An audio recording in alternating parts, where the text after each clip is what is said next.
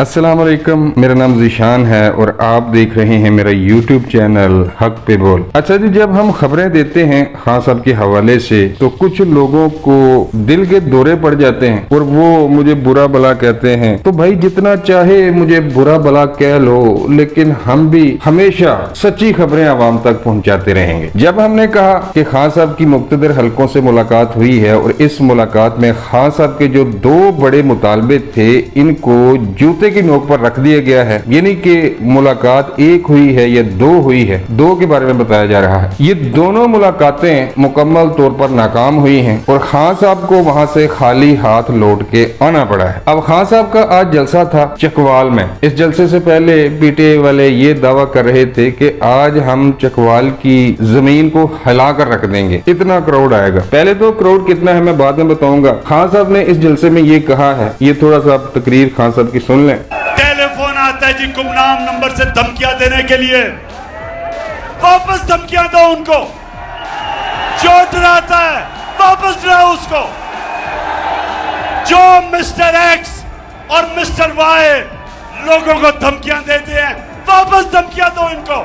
सुन लिया जी। तो खान साहब को पता नहीं किस बात का गुस्सा है। अंदाजा तो यही होता है कि मुख्तलिफ हलकों ने बात नहीं मानी और आज इनको धमकियां दी जा रही हैं। मसलन खान साहब गुस्से में हैं, घबराए हुए हैं, फ्रस्ट्रेशन का शिकार हैं। और ये घबराहट किसकी है, ये गुस्सा किस बात का है? ये पाकिस्तानी अवाम का, तो पाकिस्तानी अवाम के दुख दर्द का गुस्सा तो नहीं है। आज भी 3 करोड़ लोग बेघर हो चुके हैं। इनके अपने सूबे के कई लाख लोग घरों से बाहर बैठे हैं जिनके घर तबाह हो चुके हैं। तो खान साहब किस पे गुस्सा निकाल रहे हैं? भाई जाके अपनी अवाम की खिदमत करो, जो आप लोगों को वोट देते हैं। तो ये धमकियां लगा रहे हैं, कॉलें आती हैं, आपको धमकियां दी जाती हैं, आप उनको दोबारा धमकियां दो। ये सब झूठा बयानिया है, इनको कोई धमकी नहीं आ रही। इनकी पार्टी के अपने लोग छोड़ छोड़ के इन्हें जा रहे हैं। भाई कोई बर्दाश्त कर सकता है, कोई मुहब्बे वतन पाकिस्तानी बर्दाश्त कर सकता है कि उसके मुल्क की फौज को बुरा भला कहा जाए, उसे गद्दार कहा जाए? तो जो इन्होंने बीजा था वो आज काट रहे हैं। जिस तरह इस पार्टी को बनाया गया था आज उसी तरह ये पार्टी बिखर रही है। खान साहब आपे से बाहर हो चुके हैं। जितने पत्ते खान साहब ने खेलने थे खान साहब खेल चुके हैं। अब गेम हाथ से निकल चुकी है। आर्मी चीफ लगाना चाहते थे अपनी मर्जी का और धमकियां दे रहे थे कि नहीं जी मैं तो इस्लामाबाद को घेर लूंगा। ओ भाई आप कैसे घेर सकते हो? क्या मुल्क में आइन और कानून नाम की कोई चीज नहीं है? एक तो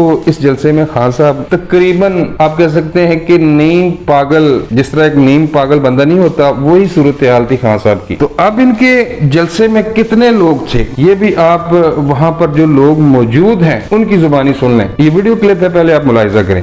भाईजान छोटा सा ग्राउंड है इस्लामिया, ये आए हैं, ये भी इनसे फिल नहीं हुआ। ये देखो कितनी आवाज, सारा खाली पड़ा है।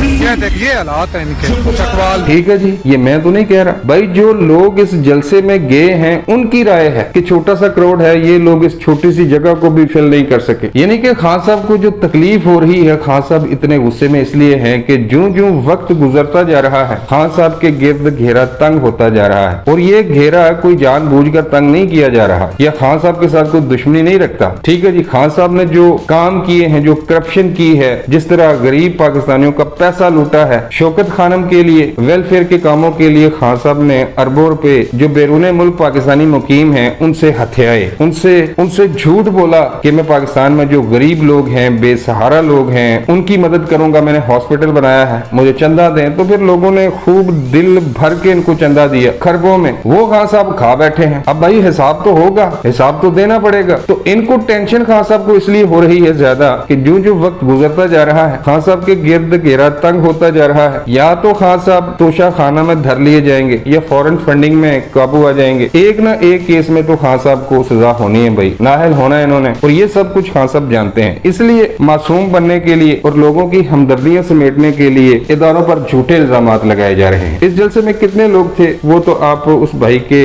बयान से सुन चुके हैं। अब एक और वीडियो भी है, ये भी देख लें। यानी कि पूरी कोशिशों के बावजूद अब इसको जलसा नहीं, इसको एक एक छोटी सी जलसी कह सकते हैं। भाई लोगों ने इमरान खान को रिजेक्ट कर दिया है, अब कल भी ये कहीं ना कहीं जलसा करेगा, वहां पर भी यही झूठ बोलेगा, यही धमकियां देगा। लोग सुन सुन के बेजार हो चुके हैं और लोग जान चुके हैं कि भाई ये तो ज़हनी मरीज है, हमने थोड़ा ज़हनी मरीज होना है। तो आहिस्ता आहिस्ता वक्त के साथ साथ इनके जलसों में आवाम की तादाद खतरनाक हद तक कम होती जा रही है। भाई साहब 5 नहीं तो 6,000, 6 नहीं तो 7,000 बंदे होंगे, इससे ज्यादा लोग इस जलसे में नहीं थे। तो बाकी जलसों की तरह इस जलसे पर भी बहुत ज्यादा मेहनत की गई थी, तमाम तर सरकारी मशीनरी का इस्तेमाल किया गया था ताकि आवाम को निकाला जा सके। लेकिन इनके जलसों में वही लोग होते हैं, कुछ कदोड़े होते हैं जो बाहर से इनको पैसे भेजते हैं, जो मुल्क में फितना फसाद पैदा करना चाहते हैं, जो नहीं चाहते कि पाकिस्तान तरक्की करे, और कुछ यूथिये हैं जो 25-25, 30-30 हजार पर जिनको भर्ती किया गया है, जो तहरीक इंसाफ के जलसों में भी आते हैं और सोशल मीडिया पर पाक फौज के खिलाफ जहरीली मुहिम भी चलाते हैं। तो खान साहब इसलिए रो रहे हैं, गिड़गिड़ा रहे हैं कि खान साहब ने जो बीजा था आज वो काटने का वक्त आ चुका है, और खान साहब ये जान चुके हैं कि अब उनका सियासी मुस्तकबिल तारीख है। और यही वजह है कि